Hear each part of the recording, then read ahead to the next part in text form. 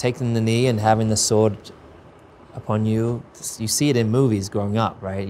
Everyone's seen it in movies, but to become a knight of the realm is kind of cool. They banned the rule where you could go and then a knight could go and knight other people. Because man, I'd just be like, hey, you're knighted. Be going around to people with a sword. Which one do I press? Hey, I'm Lewis Hamilton, and today we're going to look through some moments in my life. This is Reframed. I haven't made a circuit yet. So this is me racing against adults. I was the youngest there by probably like 10 years. All the other, at least 10 years, maybe probably more. And this is Blue Peter. This is like a kids channel in the UK. This is in London. And this is at Blue Peter headquarters in their garden doing this little race. I remember being super nervous and my Mickey Mouse voice. What do you have to do then? This is to go forward. You can see in my eyes, I'm just super focused. I think that's just how I've always been. The reason that I've been able to do what I do is because of those experiences, and I think that's the same for all of us, right? That has sculpted us and molded us into the people we are today. I think there was a lot of, at school and even at races, just parents telling, there's no way you're gonna be a racing driver. You ain't got what it takes. Teachers telling me that you're never gonna be good at anything. When I look back now, I think, wow, those teachers must have been going through a lot to have projected that onto a young kid. This is 2007 in Montreal. I have just arrived in Formula One as a McLaren driver, literally living our dream. I think this must be 6 races in, something like that. And I was up against a 2-time world champion. Long story short, basically they would divide the cars. One car would have slightly heavier fuel. They would put in all their money on the champion that was racing for the team to take them to the championship. But I was quick and I was fierce and I was hungry. And I remember standing on the podium, just the happiest that I'd ever been. And I remember looking down and seeing my dad smile. And that was the day that I knew that we had made it, That's the day I knew that I solidified and justified all the sacrifice that he had put in. I hadn't had a lot of embraces from my dad. He was a very tough father and he found it generally quite difficult, I would say, to show affection, right? Because he had to be the strong one, and at the time probably it was like any vulnerability is weakness, So yeah, damn, I needed a hug from my dad so bad. So I remember it like it was yesterday.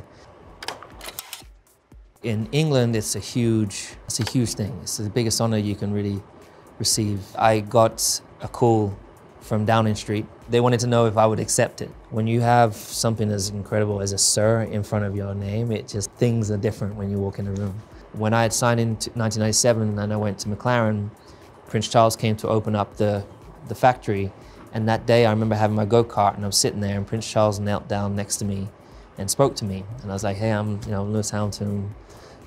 One day I want to be a Formula 1 world champion. When I stood up, he's like, it's been a long time since I've seen you, you've come a long way. And I'm like, yeah, it's honored to see you, Your Highness, and thank you so much for having me and my family. This gesture, and I know just telling him how grateful I am for this moment. You kind of keep it short because he's got like other people to get through. So this is me arriving at the racetrack. I decided I'd been going to fashion events, a world that I love and felt very included in. I was like, I want to create my own kind of runway. Basically, when I arrive at track, I want to arrive in meaning business. This is me and my dog, Roscoe, my bulldog pal. He's like 9 years old. He's vegan. He eats quinoa and vegetables every day, and it's literally changed his life. Like he's like a puppy again at 9 years old. This is us arriving on a Thursday in south of France. It's our race in Le Castellet. Suited and booted, basically. I've always been a daring person, so I've always loved to use color. Went through a school where you had to wear the same thing as everyone else, which I generally hated when I was a kid. But I remember idolizing a lot of musicians and their style and wanting to have that style and swag one day, right? And I remember going to my first fashion show away from a race. I was the only real person of color there. People used to look at me in my realm like, what is he wearing? Like he's different.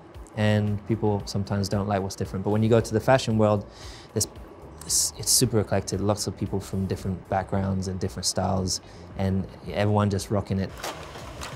So this is the Met Gala. Had the privilege of going a few times previously with different designers. That's what you generally normally do. I'm in a sport which is predominantly white, male dominated, and I've always been, particularly in my sport, I've always been the only person of color in the room. But when I was thinking about, I had the opportunity to come again, I was like, I don't want it just to be turning up and generally a self-serving or serving a brand. I'm like, I want to create a seat at the table for young, up-and-coming youth that perhaps wouldn't normally have a chance to be at an event like this.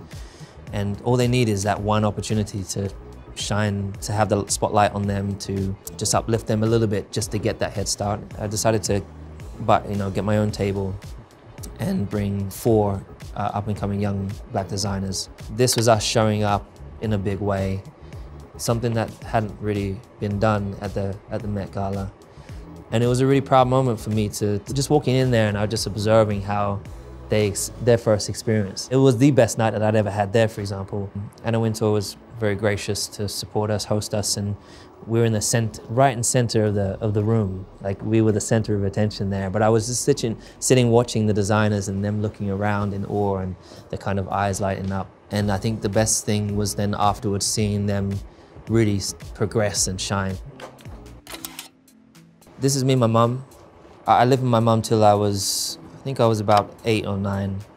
And my dad basically said to my mum, like, look, I'm working as hard as I can. I think I can give our son a better life if you let him come live with me. I can help mold him, sculpt him, and I need him to be with me to be able to do what we're doing on these races. My mum really kind of took the back seat, and she didn't come to races. She was super supporting in the background, but she was focused on being a mom. Often it was, you see me and my dad particularly, but the 2 big stars, my mom and my stepmom, were more kind of background. That's just how, they're just cool like that. This was a year where I started to bring my mom along the road with me a lot more.